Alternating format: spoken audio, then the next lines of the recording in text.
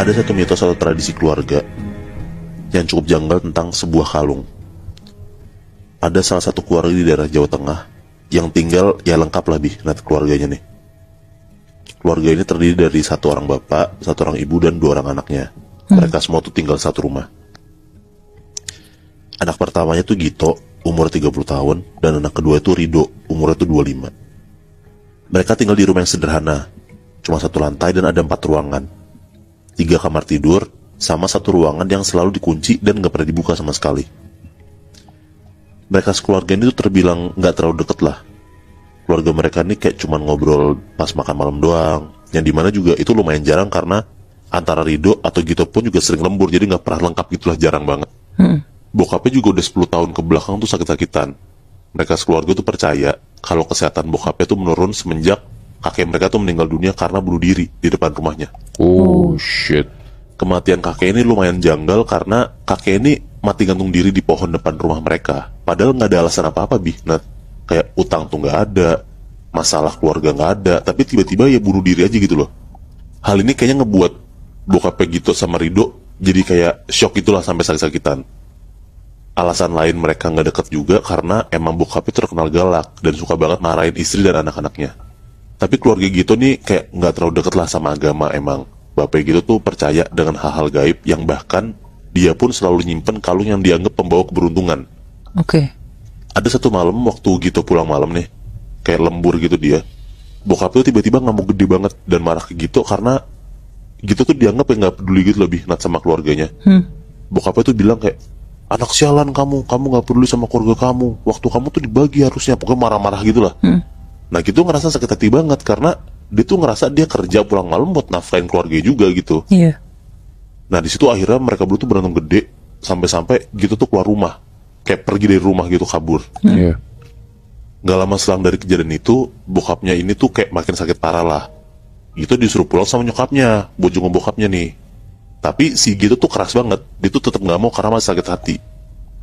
Beberapa kali ibu nelpon Gito, tapi setiap ditelepon Gito malah bilang kayak, kalau udah sakit terus kayak gitu mah mending bapak mati aja bu, pakai cara kakek. Wah, anjing. Aduh, jahat banget. Nah, ibu gitu tuh kaget banget denger anaknya tiba-tiba ngomong kayak gitu.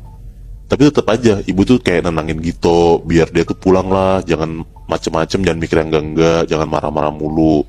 Tapi seminggu kemudian nih, pas Gito pulang, semua tuh terlambat karena bokapnya udah meninggal. Nah, tapi yang tragisnya, bokapnya ini meninggal dengan cara yang sama persis kayak kakeknya, mati gantung diri di depan rumahnya. Oh. Gito langsung kaget lah, dan sambil penuh rasa sesal tuh dia nanya ke ibunya kayak, apa bapak mati karena kata-kata gitu ya bu? Nah ibu itu bilang kalau bokapnya tuh nggak pernah tahu ibu itu nelfon Gito selama Gito pergi. Nah singkat cerita pas lagi masa berkabung nih ya, udah sebulanan, Rido adek Gito itu tuh ngajak Gito buat ngobrol. Rido ceritalah di satu malam sebelum bokapnya meninggal, bokapnya itu masuk ke ruangan yang nggak pernah dibuka ini. Nah di situ Rido itu denger si bokap tuh nangis teriak-teriak dan mohon ampun gitu Nah Rido tuh di situ mau bangunin nyokapnya, tapi Rido tuh bener-bener ketakutan, jadinya kayak Rido nyoba buat lanjut tidur lah dan gak mikir macem-macem. Nah setelah denger cerita Rido, Gito tuh langsung kepikiran buat ngajak Rido masuk ke ruangan itu. Nah Rido tuh awalnya nolak, tapi karena ikut penasaran juga nih disuruh sama abangnya gitu kan, akhirnya ya mereka cobalah buat buka pintunya.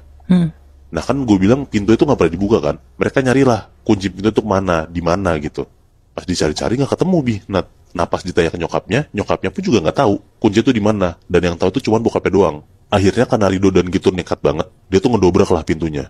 Pas ngedobrak, pintunya kebuka, mereka tuh ngeliat kalau ruangan itu tuh kayak penuh banget lilin bekas kebakar gitu Dan di tengah tembok ruangan itu ada kayak lukisan di tembok pakai darah yang ngebentuk tubuh manusia.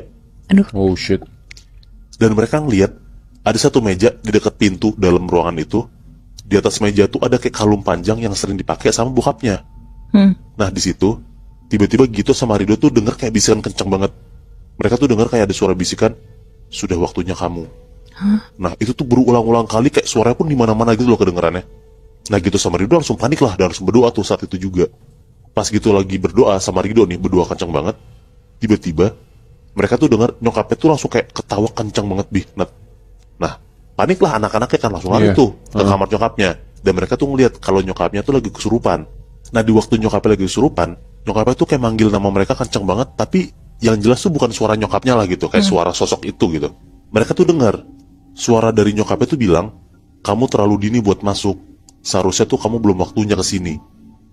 Nah, itu sama Rido tuh langsung nanya siapa sosok yang ngerasukin ibunya, dan sosok ini bilang kalau ternyata sosok itu tuh penunggu yang udah ada di keluarga mereka selama bertahun-tahun, Oh, puluhan tahun bahkan. shit. Setelah ngedengar penjelasan sosok yang gak kelihatan itu, Gito dan Rido tuh langsung panik banget. Sosok itu ngejelasin kalau kalung yang mereka temuin di dalam ruangan itu tuh adalah benda pusaka dari nenek moyang mereka. Benda itu tuh ngasih kekuatan gaib, tapi dengan imbalan kayak sebuah kutukan dalam tanda kutip ya, yang akan menimpa setiap generasi keluarga mereka.